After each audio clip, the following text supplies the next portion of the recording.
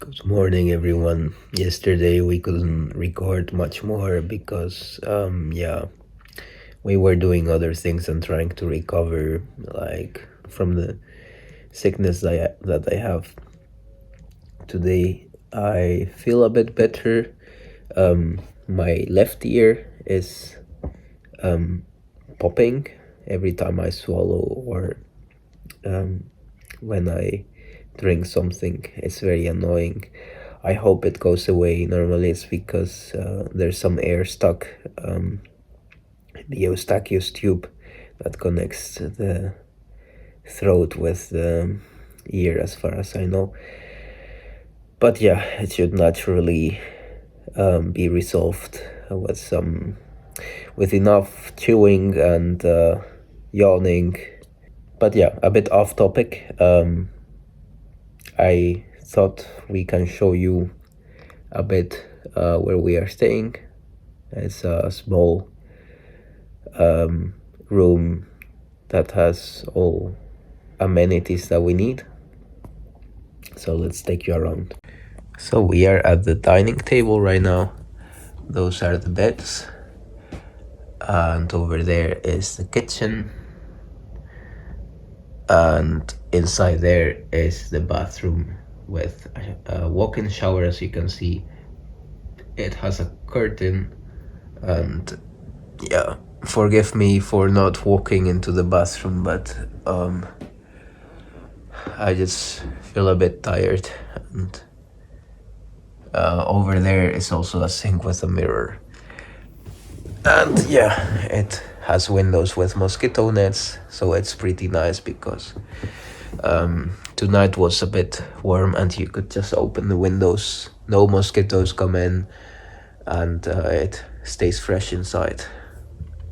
Yeah, so we're going to The Hague today. We're gonna check out several museums, several places of interest, a type of cultural trip, as you know from us. And I hope we can show you guys the most important places, most interesting places, so that you know what to visit when you're here in The Hague. So, welcome. We are in The Hague. Now, we can already tell you a first tip. If you can, do not come here with a car. The traffic is quite horrible in the morning, and it took us half an hour to find a parking spot. We wanted to go to a street where there are enough parking spots, and we were gonna turn right as Google Maps was suggesting us. Almost hit a bike. Oh well. What a chaotic place. Okay, need to give priority. Okay, let's cross the street. Never mind.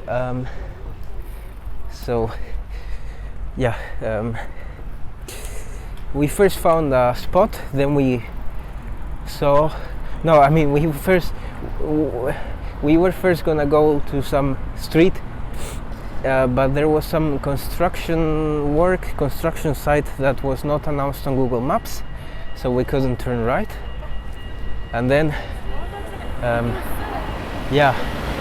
we parked somewhere. Took a while to park because it was a very tight parking spot, and then we needed to park out and go somewhere else because turns out it was a paid parking zone, €2 per hour. So we went and parked somewhere else, and that also took time, energy, finding a parking spot. I mean, crazy. It's just crazy. And being a bit sick, it's quite overwhelming. Well, we could have brought the selfie stick because like that people don't notice when I'm filming. Do we have it here? Yeah. In a bag? Oh yeah. Maybe. Well, The Hague is known as the administrative capital of the Netherlands. Also It is the seat of the International Court of Justice, so it's a very important city, and it is also where the royal house actually lives. They have 3 palaces, 1 in Amsterdam and 2 here in The Hague, but they spend most of the time here in The Hague. It's a medium-sized city, like, was it like 500,000 inhabitants? But it is very large because maybe it's spread out with smaller houses and stuff, because it does feel quite big. The percentage of migrants is quite high, just like in Rotterdam, and it's part of the Randstad, which is a conglomeration of cities here in the west of the Netherlands, with Amsterdam, The Hague, Rotterdam, and so on, which is one of the biggest or most densely populated areas in Europe. Right now we are at a shopping mall called the Passage, which is a very famous shopping mall visited by many tourists and locals alike.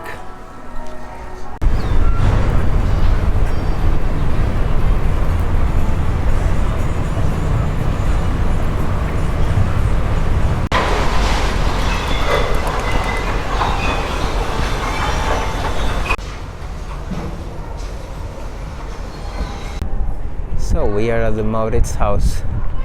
Let's see if we can film inside, unlike in Amsterdam. I think we are not the only ones filming here at the right side. There are also some people from TV. So unfortunately you cannot film inside the Maurits house. Well, I'll just explain with some pictures. So the Maurits house was located in the center of The Hague and was the house of Prince Maurits. After he died, the house changed some hands until it became a museum. This museum displays works from many different renowned Dutch artists, such as The Nice Scene by Rubens and Girl with a Pearl Earring by Vermeer.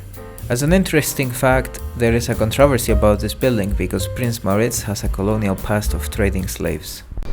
So, as I was kind of expecting, we were not allowed to film inside. I just took some pictures, and there's a lot of traffic here because some politicians are coming to work here at this square. There's also the television, television filming over there. So there's, quite some movement right now. You can see they are filming politicians. The cabinet of the king. So we went straight to the next museum, which is the Historical Museum of The Hague, or in Dutch, Haags Historisch Museum. Do you remember the square where we saw the politicians talk to the media? Well, this museum is perfect if you want to learn about the square called the Binnenhof and the surrounding building complex, because here there's an exhibition that explains the history of Dutch politics. This is the Eerste Kamer, you can also call it Senate, where once the states of Holland and Zeeland used to meet, is now where the Senate sits. Its 75 members meet every Tuesday on the green benches. Their sessions are on Tuesdays only, as being a member of the Senate is a part-time job. You also have some screens showing pictures of Mark Rutte's office, who is the Prime Minister. The office looks very humble compared to the opulent palaces of the royal family. They also show the famous picture that you might have already seen on Quora or somewhere else of Mr. Rutte riding a bike home from work. The other exhibition rooms show some more history of the city, especially focusing on World War II and the effect it had on the Binnenhof. The Germans besieged the square and the Senate and eventually conquered and installed themselves there. The Reichskommissar Seyss Inquart had an office there, while the leader of the National Socialist movement in the Netherlands had his office also nearby. In the Binnenhof there were also the headquarters of the Sicherheitspolizei, a police force that aggressively suppressed any Dutch opposition movement, including the solidary community called Het Verzet that worked underground trying to liberate the Netherlands. So we were not allowed to film at that museum either, the Museum of the History of the Hague. They said we had to get a permission from the Free Press, that you need to ask at the museum beforehand. It's not okay to ask on the spot apparently. So again, we'll try to do our best to explain the different things that we that we looked at the museum. So we're gonna go into the Museum Bredius. Let's see if we can film inside. So here we are allowed to film. You can see it's a museum of classical art. Some pieces of art from Jan Steen and other artists. There are also some still lifes from the 17th century, like this table with lobster nuts and other things. I think I've seen this painting before. It also has old books from the past. These paintings. Wow, it looks very old. I guess this was a book. Yeah, it was a sketchbook by a Dutch artist. So he made these sketches and then he turned them into paintings with real color. Leaving our mark in the museum. Subscribe. Here you also have paintings by Albert Cuyp and other famous artists. For example, Landscape in Waning Light.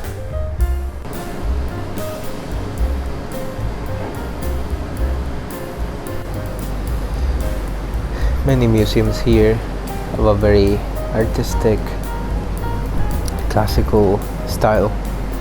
It's very posh somehow.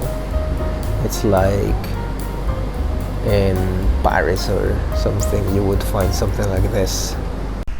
That was the first museum where we were allowed to film. The first out of 3 museums. So it's definitely tricky here. So a square in The Hague with those typical Dutch houses. And now we are going to a museum called Panorama Mesdag. Yeah, we need to cross through the pedestrian crossing, which is basically a very unfriendly bicycle.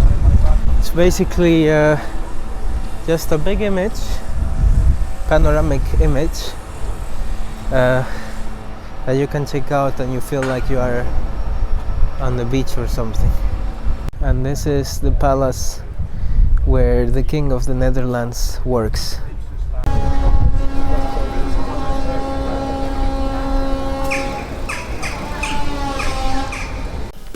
So why is this museum called the Panorama Mesdag?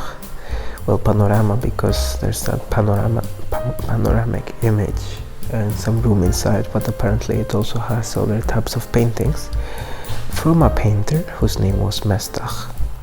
He was born in Groningen in the north of the Netherlands, which is another capital of another province, the province of Groningen, that we're also going to visit. But yeah, he moved to The Hague, more specifically to Scheveningen, which is a beach, or now it's a kind of city next to The Hague. In the past it was a fishing village, and he was inspired by the landscape there, the North Sea, the natural colors and the traditional lifestyle. Then he decided to depict that in his pictures, even after in 1870 it became a more prominent place, more famous, and it turned more into a kind of city or a beach resort. He decided not to film the promenades and the more touristic places, but just kept painting the sea, the natural elements, and also the traditions and cultures of the fishermen. So you can see this is the panorama. You feel like you're at the beach. They also put sounds and make the temperature a bit higher so that you really feel like at the beach.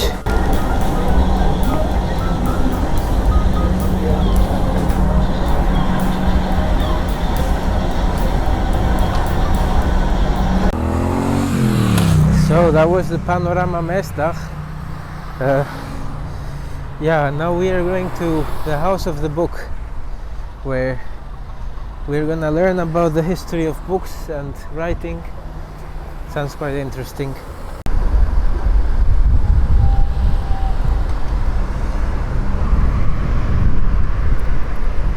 The skyline of The Hague looks like an American city.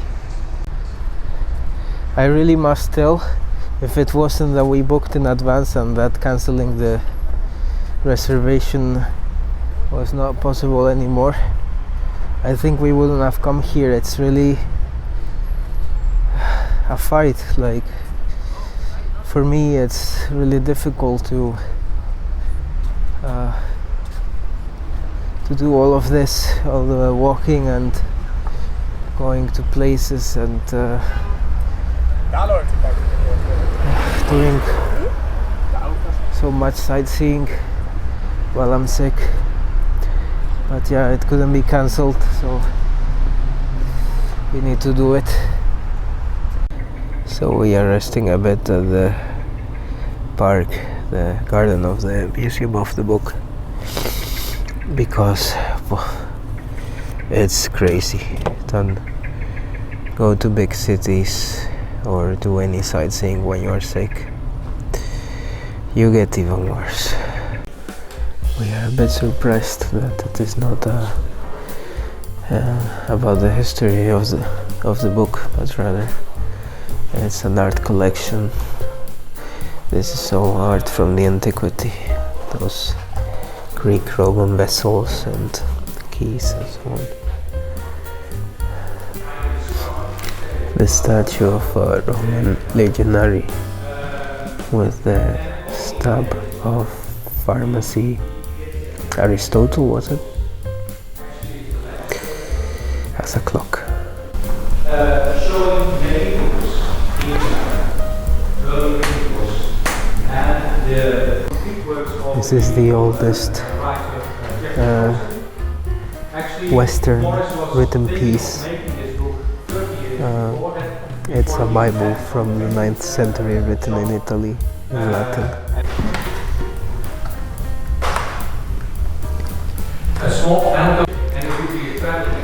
Another kind of book, not the Bible, I think. And this is what they used to write with. Very interesting. Look at all these books behind me. Wasn't the largest collection of old books in the world? I'm not sure. I might write some kind of subtitle or something here, remark if I'm wrong or if I'm right. Here you can see kind of workshop where they used to write the books. For example, monks would make manual copies of books here before the first book printer was invented by Gutenberg. So this is how it looked in the past.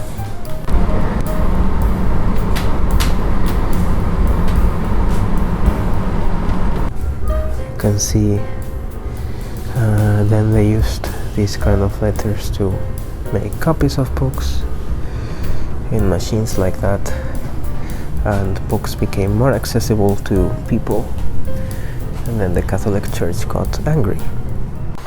So we are done with 5 museums of The Hague. I think we cannot do any more museums or any more activities right now. But we will first have lunch at a terrace here,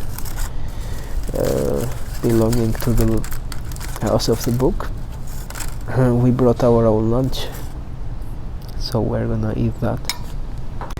So some chicken wraps, and for my wife some chicken salad. Let's enjoy as far as we can. It's a very nice place to have lunch or to just sit around and take something, because it's so quiet, and you can just eat here at the House of the Book. Now we are going to the car to finally drive back to the bed and breakfast. First we need to get to the car walking. It's a half an hour. Let's see if we can make it. And it's a pity we could only show the museums and not much more, but maybe we come back in the future one day with the train, not with a car, and we can show you a bit more. So bye bye The Hague.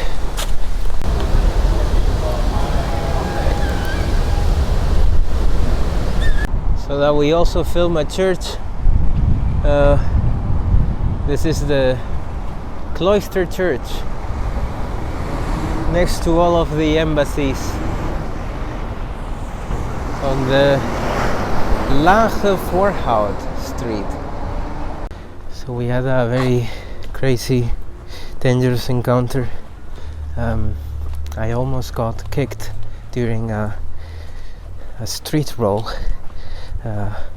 There was a drunk or person that was on drugs who got very aggressive, and he was throwing tables and trying to hit everyone on the street, and we didn't know which way to go.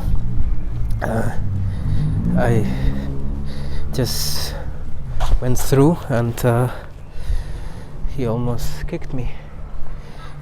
It's definitely a place you don't want to be every day. And if you come to The Hague and this is your image of the Netherlands, please go to the north, go to the east. This is not really the real Netherlands.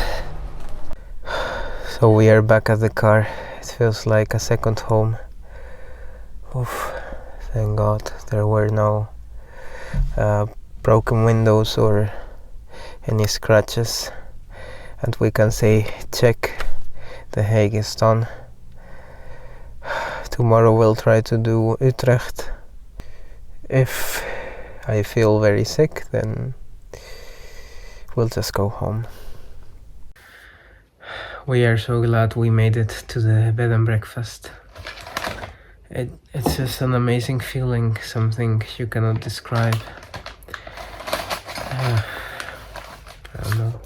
The traffic was quite crazy, and many people not following the rules. Streets that were closed without any prior notice. It's just mad. I mean, The Hague is a mess. Did we expect that? A bit. I mean, we know that the whole Randstad, so that conglomeration of cities, is quite crazy, but we didn't know it would be so crazy. Of course it's fine for some people, but for us who are more, I like to see ourselves as young pensioners, so more villagey people, definitely not for us. But if you're different, if you like activity, you don't mind so much about risk, about busyness, then might be for you. So, and with that, and a bowl of blueberries, we say goodbye and until Utrecht, until tomorrow. Bye bye.